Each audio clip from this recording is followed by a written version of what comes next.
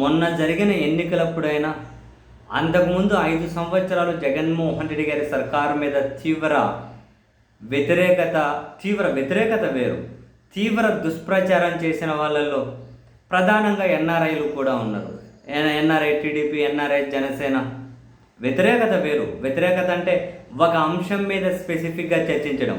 ఈ ఎన్ఆర్ఐలు అనబడే వాళ్ళు ఏ పార్టీ వాళ్ళైనా కూడా, అరే మనం అమెరికాలో ఉన్నాం, యూకేలో ఉన్నాం, ఆస్ట్రేలియాలో ఉన్నాం, కెనడాలో ఉన్నాం, జపాన్లో ఉన్నాం, జర్మనీలో ఉన్నాం, ఇక్కడ విద్య సిస్టమ్ ఎట్లా ఉంది, వైద్యం సిస్టమ్ ఎట్లా ఉంది, ప్రజల జీవన ప్రమాణాలు ఎలా ఉన్నాయి, మన రాష్ట్రంలో కూడా ఇలా ఉండాలి అంటే ఎలాంటి చర్చ జరగాలి, ఇటువంటి మైండ్ సెట్ ఏమంటది వీళ్ళకి.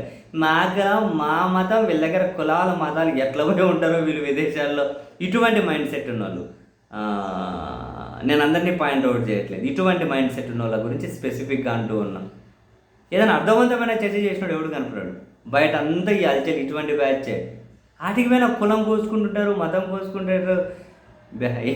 అది అసహ్యమవుతుంది కొందరు చూస్తే సీరియస్లీ. సరే, వాళ్ళైతే ఇంకా జగన్ ప్రభుత్వం మీద తీవ్రమైన దుష్ప్రచారం చేశారు. డబ్బులు పంపించారు, అక్కడ ప్రచారాలు చేశారు, డబ్బులు ఖర్చు పెట్టారు, ఇక్కడికి వచ్చి ప్రచారం చేశారు, ఇక్కడ వాళ్ళ కుటుంబ సభ్యులతో ప్రచారం చేశారు. సరే పోనీయండి, ఎవరి ఇష్టం వాళ్ళది. అధికారంలోకి వచ్చిన ఈ 11 నెలల్లో ఏ పార్టీ కోసం అయితే వీళ్ళు అధికారంలోకి రావాలని ఎగిసెగిసి పడ్డారో వాళ్ళ దూల తీర్చేస్తున్నారు వీళ్ళు. ప్రధానంగా ఫస్ట్ దూల తీరుతున్నది ఎన్ఆర్ఐలే. ఫస్ట్ దూల తీరుతుంది వాళ్ళకే. ఎందుకని? రకరకాలుగా. మీకు గుర్తుందా? మీకు కొన్ని ఎగ్జాంపుల్ మాత్రం చెబుతాను. ఇంతకుముందు రాయచోటి దగ్గర ఒక అంగన్వాడీ టీచర్, ఒక అంగన్వాడీ వర్కర్, నువ్వు రాజీనామా చేసిపోతే మా వాళ్ళని పెట్టుకుంటాము అని చెప్పి ప్రెజర్ చేస్తూ ఉంటే భరించలేక ఆత్మహత్య ప్రయత్నం చేస్తే, ఒక అమ్మాయి పేరు ప్రియానో ఏదో ఉంది, నేను టీడీపీ గెలవాలని జర్మనీ నుండో జపాన్ నుండో వచ్చి ఓటేశాను, బాగా మంచి నీతి బోధిస్తున్నారు, ఇంత దారుణమైన ప్రభుత్వమా, వాళ్ళు మంచోళ్ళు, వాళ్ళు ఎందుకు ప్రెజర్ చేస్తున్నారు, చాలా దారుణంగా ఆమెను ప్రెజర్ చేస్తున్నారు, ఆమె ఆత్మహత్య ప్రయత్నం చేస్తుంది, ఇది పద్ధతి కాదు, మీకు ఓటేసినందుకు బుద్ధి వచ్చింది అని చెప్పి ఒక పెద్ద ట్వీట్ పెట్టారు. గుర్తుందా?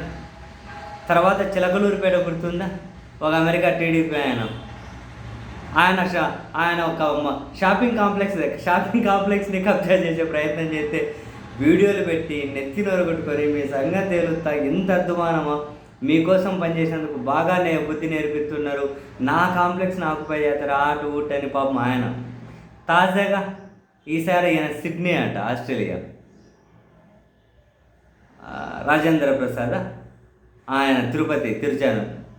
అరే నేను 120 అంకణాలు కొనుక్కుంటే దాన్ని ఆక్యుపై చేసేస్తారా, అడ్డొస్తే మా ఆయనను చంపుతామంటారా, ఎస్పీకి చెప్పినా దిక్కు లేదు, సిఐకి చెప్పినా స్పందించట్లేదు, సిఐఏ వీళ్ళతో కలిపి పనిచేస్తున్నారు, ఇంత దారుణమా, మరో బీహార్ చేసేశారు, మా నాయన మీకోసం ప్రచారం చేశారు, నేను ప్రచారం చేశా, మీరు గెలవాలనుకున్నా, ఇంత దారుణమా, ఇంత చేశారా, అసలు ఎన్ఆర్ఐలు అనబడే వాళ్ళు మిమ్మల్ని చూసి భయపడుతున్నారు, ఎక్కడ ఎన్ఆర్ఐలు ఉంటే వాళ్ళ తల్లిదండ్రులు ముసలోళ్ళు ఉంటారులే, వాళ్ళ భూమి కబ్జా చేసేద్దాం, ఎవరేం చేయలేరని చెప్పి డైరెక్ట్గా కబ్జాలు చేస్తూ ఉన్నారు అని చెప్పి ఆయన పాపం మొత్తుకుంటూ వీడియో. ఇంకా కక్కలేక మొక్కలేక మొత్తుకోలేక ఎంతమంది ఉన్నారు. పరిస్థితి చూడండి. ఒకటే లైన్ ఎవరికైనా, వ్యవస్థలాగా పనిచేయాలి, దానికే మద్దతు ఇవ్వాలి, ఒక అర్థవంతమైన చర్చ అంశం చుట్టూ తిరగాలి. నా కలవాలని గెలిపించి, మా మతం వాడని గెలిపించి, ఇటువంటి వాళ్ళు ఎవడన్నా ఉంటే దూలు ఎట్లా తీరింది? మాకు అవన్నీ తెలియవు అబ్బా, ఈ పార్టీకి ఓటేద్దాం, మాకు ఇవేం తెలియదు అబ్బా, ఈ పార్టీకి ఓటేద్దాం, ఇలాంటి వాళ్ళని చూస్తే కంపరం పడుతుంది. ఏ పార్టీకి ఎవరు ఓటేయాలో ఒక చర్చ జరగాలి. అదిగో ఇది మంచి, ఇది చెడు, ఇది మంచి, ఇది చెడు. బాధ్యత గల వాళ్ళు అటువంటి చర్చను లీడ్ చేయాలి. అది సామాజిక బాధ్యత. రాష్ట్రం మీద, దేశం మీద ప్రేమ ఉన్నోళ్ళు చేసే పని. ఒక దగ్గర తప్పుడు ప్రచారం జరుగుతూ ఉంటే ఆ తప్పుడు ప్రచారం అవునా కాదా, దానివల్ల ఎంతమందికి నష్టం జరిగింది, ఏం నష్టం జరిగింది, ఒక అర్థవంతమైన చర్చ. పోనీ ఎన్ఆర్ఐ అనబడే వాళ్ళు చేశారా? పోనీ ఇప్పుడు కుక్కబెట్టి ఏడుస్తున్న వాళ్ళు ఎప్పుడేమైనా చేశారా? ఎక్కడైనా ఉంటే ఇటువంటి వాళ్ళు ఆ చర్చ చేస్తే చూపెట్టమనండి చూద్దాం. అటువంటి చర్చ చేస్తే చూపెట్టండి చూద్దాం. మతం మీద అయితే వీళ్ళ దూరం మామూలుగా తీరట్లే. కబ్జాలు బ్రహ్మాండంగా చేస్తున్నారు. ఎక్కడో ఉంటారు, ఇక్కడ అడ్డుకునేది ఎవరు?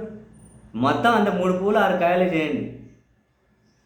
మరి ఎవరు అడ్డుకునేది ఎవరు? పోలీసులే కలిసిపోయి చేస్తున్నారు అంటున్నాడు. ఇలా దానికి సాక్ష్యాలుగా చూపెడుతున్నాడు.